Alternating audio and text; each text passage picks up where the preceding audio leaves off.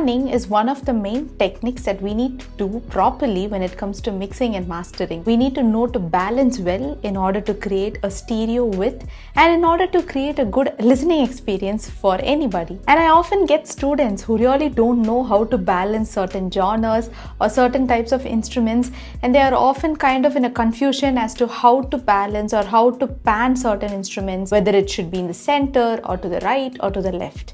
And this video is going to solve all that problems. I'm going to show you exactly how you can pan instruments. It could be based on genre or it could be based on just the instrument. I will also share some of the tips and tricks that I use while panning that in turn helps the mix and in turn develops the song as a whole. I'm Florina Jain, otherwise known as Flow of Music, and I put out a lot of music production related videos. So if that's something that you like, then hit the subscribe button. So let's get into the video. The first panning and the most important instrument that we're going to learn is about drum panning. If you don't know the kit names in a drum set, all you need to do is just go to Google and type drum kit image with names and just click on any image. So this is the image that I have chosen. So this is where the drummer sits and plays the instrument. You have a bass pedal that hits the kick drum, and then you have snare drum, hi-hats, crash cymbal, high tom, medium tom, this is floor tom, and you have ride cymbal. So I can call this as a kick or as a bass drum. Both are the same. If you actually look at it from the drummer's perspective, since the drummer sits over here, the floor tom is towards the right side of the drummer, whereas the hi-hats is on the left. Similarly, the snare is on the left as well, but the medium tom is slightly to the right, the high tom is slightly towards the left. If you look at both these crash cymbals, it's on opposite sides. So this is a starting point for you. You can go back to Logic and create different tracks. So I'm going to create this as the bass drum. Let's see how many equipments we have. So we have 1, 2, 3, 4, 5, 6, 7. I've already put that. So 1, 2, 3, 4, 5, 6, 7. If you're wondering how I duplicated tracks, it's Command D and it just duplicates tracks. So this is going to be my snare.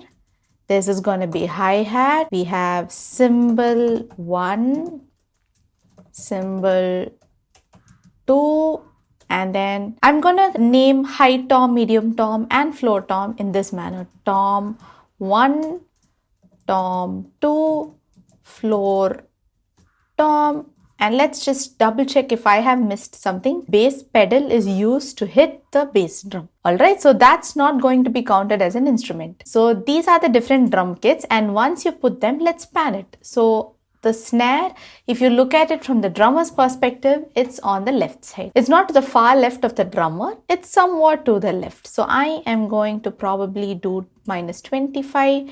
And I've got a hi-hat a little further away. So let's do probably -45, whereas the cymbal 1 is completely to the left. And then I have tom 1 or the high tom. So I'm going to probably, cymbal 2 I've named. So let's put that here. This one I'm probably going to do -15, whereas medium tom is going to be to +15. Put that.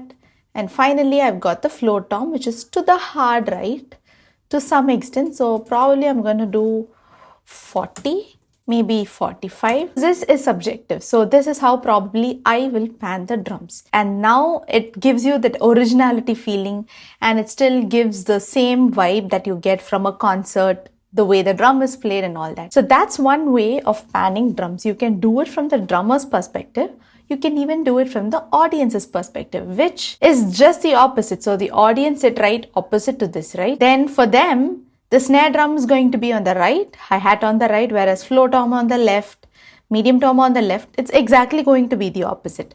So in that case, you have to pan it the opposite way. And if you ask me which is the right way to pan for a mixing project, honestly, it doesn't matter. It is completely subjective. It is totally up to you. If you want to use perfect drum kit names like this and pan it according to your choice, then you can either pick the drummer's perspective or the audience's perspective and go ahead with that. The second type of panning is for orchestral genre. And again, if you don't know the kind of instruments that an orchestra uses and you just know a few like flute and violin, but you really don't know what other instruments are being used, same method. So let's go back to Google and let's type orchestral setup. and let's choose one image. So I'm going to choose probably this one. So in an orchestral setup, you have a conductor and you have a wide range of instruments spread across that conductor. You can just look at these different instrument names and pan them. Like I can create different tracks like violin 1, violin 2, harp, piano, percussion, French horn, clarinet, flute, and all these different things. In fact, if you want to go deeper into this, in first violins itself, you might have different kinds of violin. Like if you look at this image, you can see there are so many instruments under one category, right? First violin may not necessarily mean just one violin, which is going to be the first violin. Not like that. You can have 3 to 4 violins combined that have different tones to it as well. And then you have a second violin. Look at how you want to pan it. So in this category, actually, because the conductor is standing this way, usually the audience will be right behind the conductor only. So you don't have different kinds of perspective. You just have one perspective when it comes to orchestra. But again, it is subjective. You can use this image to pan your orchestral genre setup. Now I'm going to give you some tips and tricks when it comes to panning guitars. Normally, you may think if you are a beginner, it's enough to just record one guitar track and club it in a song. But if you want to make your song go up another notch and make it sound nice and good, and in fact even have a wider stereo spread, what you can do is do a 2-track recording. So I do a guitar 1 and I record something over here. So maybe that's going to be the chords for a song. And I again do another recording. But this time, even though I'm literally playing the same thing, I'm going to do another recording. We are humans and we are not going to, replicate the same take. There's of course going to be a small change in the way I played, or there's going to be a small change in the timing or whatever. And I'm not saying you need to miss it deliberately. Naturally, it will happen. And that is going to help us in this stereo width process. So once you do 2 recordings, you can just completely pan one to the left and one to the right. Just try doing this and play your track and you will find the difference. It's going to sound fuller and it's actually eventually going to help your song get to the next level. I'm going to show you a project where I programmed guitars and kind of gave this feeling to that. I've got these 2 tracks, which is my guitar. Although it's programmed, this is the kind of effect that I have given to it. It's literally the same thing. And yet you will hear a difference in the stereo width.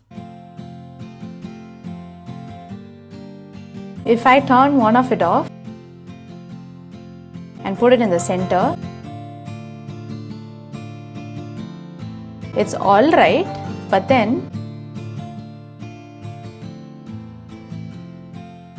now that is giving me a lot of stereo width, and even though these guitars are programmed, yet you can hear a lot of stereo width. So imagine the amount of stereo width you get from a live guitar recording. So this is another important tip I would like to leave with you. Do a 2-track recording of a guitar and pan it one on the left and one on the right. Another tip while panning vocal layers is to again make your vocal sound big. So in this song, I have one lead vocal that's kept in the center. The rest of the tracks that you see are honestly, everything is vocal layers. So these are the same track tone that was recorded twice, pan to the left, pan to the right, whereas I have a lot of harmonies, a lot of differences in tone, like certain notes sound a little huskier, I've got ad-libs and so many different things. So if I decide to just have one lead vocal, then this is what it might sound like. 'Cause I've got reasons to lift my hand. Now I'm going to add 2 layers to it. 'Cause I've got reasons to lift my hand. Automatically it sounded bigger and wider, right? Now let's see how it sounds like when I turn on all of these vocal layers. 'Cause I've got reasons to lift my hands. So many reasons. So this worked for this song, but you don't necessarily need a lot of vocal layers for all the genres. There are genres like jazz that just is enough with just one vocals. So these are tips that I want to leave with you, but that doesn't mean using these tips on all the songs is going to bring it to the next level. Sometimes it may not work. It depends on the genre, it depends on the song, it depends on so many different things. But these are some ideas. If you want to increase the width of your vocals and make it stronger and more bolder, then you can do layers and pan them around. Now, there's no specific method to panning vocal layers. Like, it doesn't mean if you do low vocals, it should be on the left, high vocals on the right, nothing of that sort. It's just balancing out. So if I have one on the left, I also have one on the right, which is literally the same track, okay? But it was a freshly recorded track, okay? It was not the copy-paste part of the previous track. So I have balanced it out evenly. There's no single track that is just standing on the left without a balance on the right. Now, since we spoke about a lot of different instruments and how to pan them all, we never talked about what instruments has to be kept at the center. And imagine you pan everything on the left and the right, there's nothing going to be on the center, right? So let's talk about the important instruments that has to be kept in the center no matter what. Obviously, the first instrument that we get in our mind is kick drum. And that's the kick drum that we saw earlier, the bass drum. Now that is a beat that's going to go continuously in your song. So when you have a kick drum, it doesn't make sense to pan it on the left and the right because that's the groove. And you don't want to, direction that on one particular place. So always kick your kick drum in the center. Another instrument is lead vocals. So even in this track, if you see this lead vocal, it is not panned at all. It is in the center.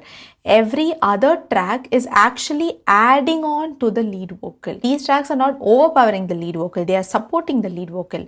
So the lead vocal has to be in the center. The next important instrument is bass guitar. Again, let's talk about the characteristic of low frequencies and high frequencies. Low frequency is almost like a torch. So you turn it on and it lights up an entire range, right? That's what a torchlight does. So similarly, a bass frequency's characteristic is like that. Even though you try to pan it to a certain place, you'll still be able to hear it on the other side because it's that powerful. Whereas if you take high frequency elements, it's almost equivalent to a laser, where you point it in a particular direction and you only get light in that direction. You don't get it anywhere else. So if you pan your high frequency in one particular direction, you can't hear it elsewhere. So because of this drastic difference in characteristic, if you try to pan your bass in a particular direction, it's going to sound really odd. You might hear it everywhere and it won't make sense. And also bass is another strong and important element. Even though you think it's subtle, it still plays a vital part. And bass guitar has to be kept at the center for a song. And apart from that, it is subjective. Like for example, if I have chords coming on a pad, then probably I'll put it in the center. But if I have 2-3 pads, then I'll put one on the center, one on the left, one on the right. So like that, it becomes a creative process. But the kind of instruments that we spoke about today will give you some clarity when you start making your own songs. I hope this video gave you a different perspective on how to go about panning for different genres and for different instruments as well. If you like this video, please don't forget to subscribe and hit the like button. Also, do comment what you liked most about this video. And if you have more topics that you want me to teach about, put them in the comments and I'll definitely make a video on that. Once again, thank you for watching. Never stop learning and I'll see you guys in another video.